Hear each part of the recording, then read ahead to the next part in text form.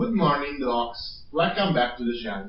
The question of today is how many strains of Nothobranchius furzeri exist and which one should I use for my purposes? To answer this question, we have to define the model that we are working on. But Nothobranchius is not a typical fish. It's a fish that lives in Africa that I will draw here. So this is Africa, according to me.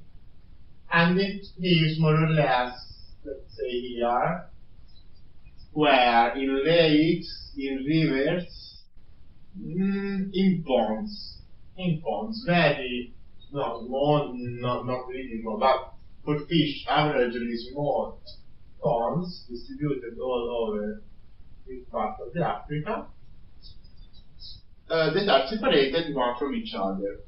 So now we also need to introduce the life cycle of Nothobranchius furzeri. If this is the pond, during the rainy season in this part of Africa, so it rains, and the pond gets filled with water, okay? So this is water. And in this environment you find your Nothobranchius that is happy, is alive, is meeting other Nothobranchius, going out, the typical thing that the Nothobranchius do. Among these things there is the breeding with a female that I will make red, sorry.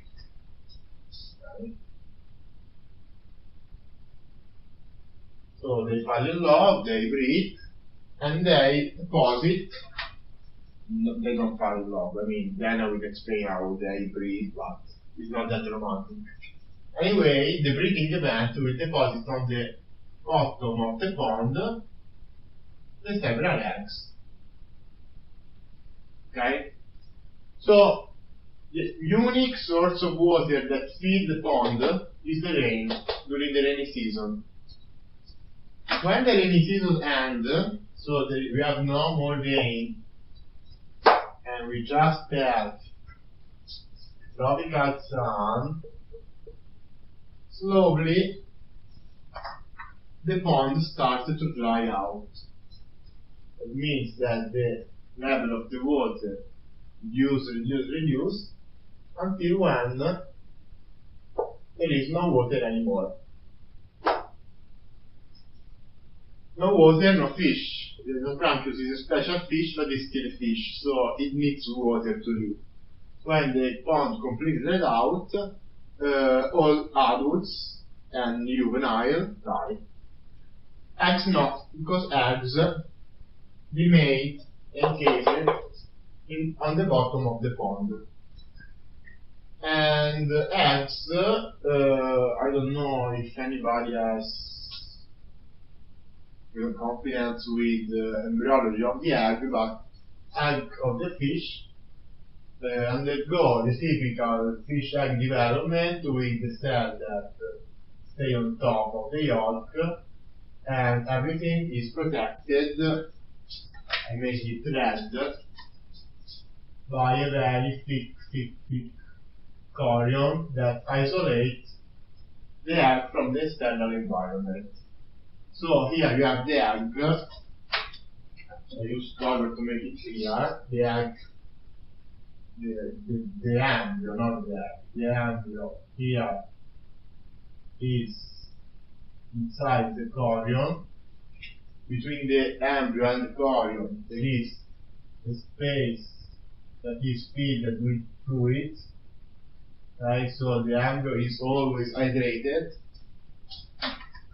and outside the chorion there is the mud. So this is just a magnification of this, for example. And here you have the mud, here there are the eggs, and below there is the egg. So even if the pond is completely dried, the egg can continue its development in this watery space. The point is that the average fish embryo have a development of 20 to 30 days, I would say. The average, for example, zebrafish is an exception. But let's say that in killifish, okay, among the family of killifish, the development lasts 20-30 days. Dry season lasts much more. That means that if in 30 days this embryo hatch, so when it hatch, the chorion, that is the unique protection, go away, the embryo will die. To avoid this, so from here to the juvenile, this is the fish, this is the tail, this is the fin, and that is the fish. We have 3 stages of diapause.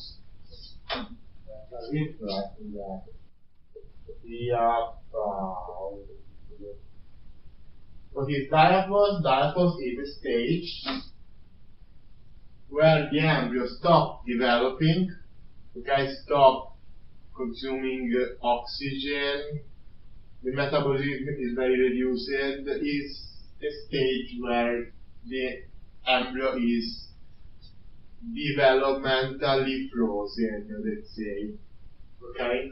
And there are 3, but for not complicating too much everything, we would say that the major stage of diapause is diapause 2, and is when the embryo looks like this. I don't know if it's even and here we have the chorion. So over the yolk, we already have gastrulation and the start of somatogenesis. So you can see the streak of the fish that is forming over the embryo. This streak does not evolve because the embryo is frozen and can be frozen it's not frozen, frozen in development. So the embryo is not developing anymore. It can be in this, it can stay in this condition for months or years. This is a peculiar thing of Nothobranchius and other killifish species that live in this kind of temporary environment. So when it rains again, because at some point it will rain again, hopefully, the pond fills again with water.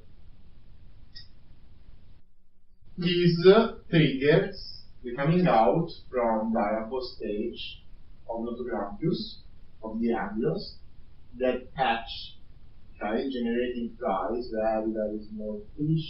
These are fish, all in the pond, that will grow very fast, very fast. We are talking about 3 to 5 weeks. After hatch, they are adults, female and males.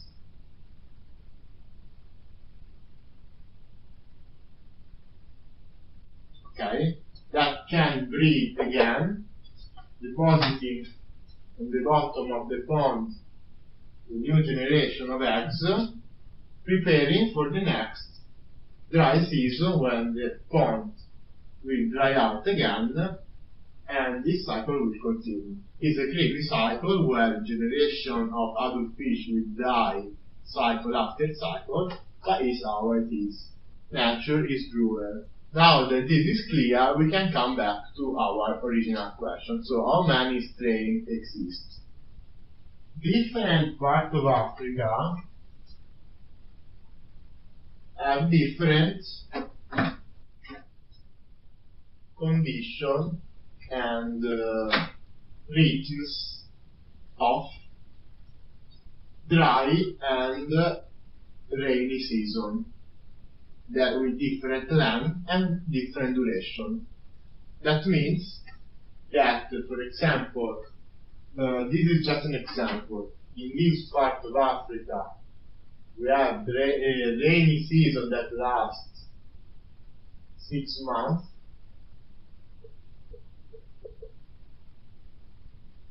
And in this part of Africa,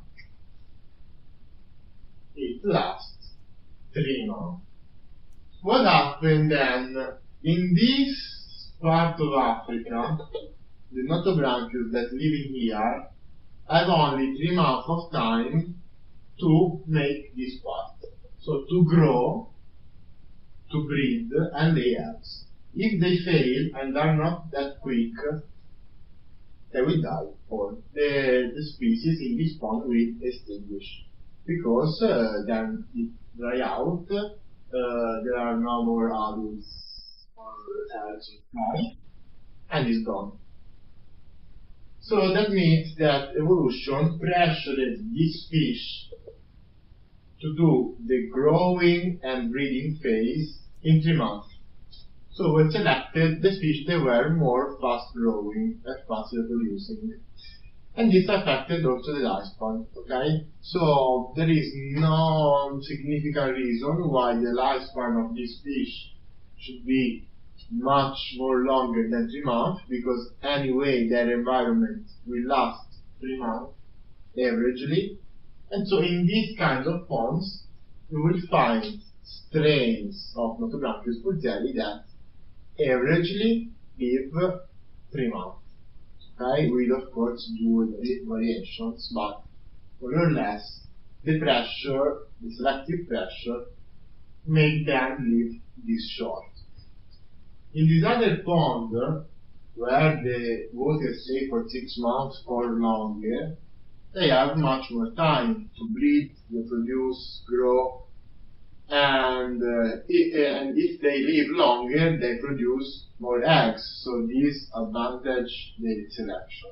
And also, longer they live, longer their time to produce more eggs, so they will increase the amount of genetic codes that they give to the progeny. So it's good also evolutionary to live longer, because you give to the F1 more DNA. But I will not enter in the detail. Let's say that you are more relaxed, okay? You have more time, you are more relaxed, you live longer. And this creates strains that are genetically selected to live long or short, according to the ponds where they were found. So these ponds in Africa have names like GRZ or GMZ or MZM, according to where they are. So every pond has a name, and every fish that comes from the pond has the name of the pond plus something. The strains that exist are very, very a lot. Okay? Actually, in theory, one from each pond, and the ponds are several. That means a lot. But mostly, the strain that we are recognizing are divided in two, that is short-lived strain,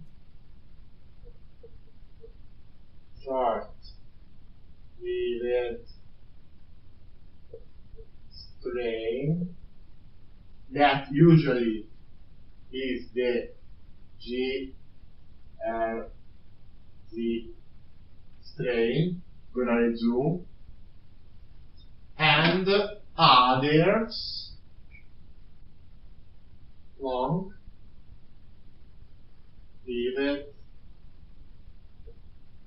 strains. Here there are more. There is the ZMZ for sure, ZMZ, and the M. There are also others, right? It's not really important. The important thing is that GLZ has the average lifespan of 3 months, so average is 3, and maximum is more or less 6, 7, I would say. The long-lived strain have an average of 6 with variation because there are more and there is more variation, and the max of 9 to it can easily happen to a fish of 1 year. It's not that strain. If you keep them properly, they can reach 1 year. So 9, 12 months maximum. If your experiment needs to compare different strains because you have to evaluate the difference between something that you live long and something that you live short, and these somethings were defined genetically, then you can use different strains. But if your main goal is just to test things or to uncover pathways, make mutants, I would stick with one strain, that is this one, GLZ. Why this? Because we don't have to forget that we are studying aging. And so we need a model that lives short to check if what we are doing is reasonable and it's affecting the lifespan in a reasonable amount of time. That means that if I shift the extension of the lifespan of something that lives averagely 3 months, I can have, let's say, in 1 year, 4 trials in a row. If I take something that lives in months, I can have only 2.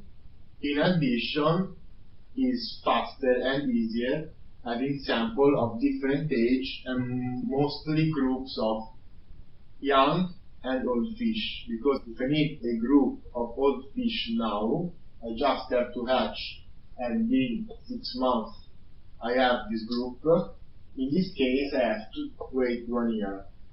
So if we're just modifying pathways, creating transgenics, investigating molecules, treatments, drugs, condition, whatever, I would recommend this strain because it saves you time.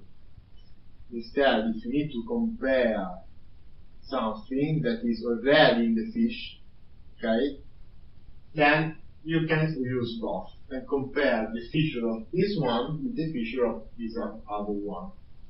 Trying to uncover which is the difference that makes the long live longer. Okay, so also for this video it's all. I hope that the take-home message was delivered. Remember to do the first thing first, and see you on the next video. Bye.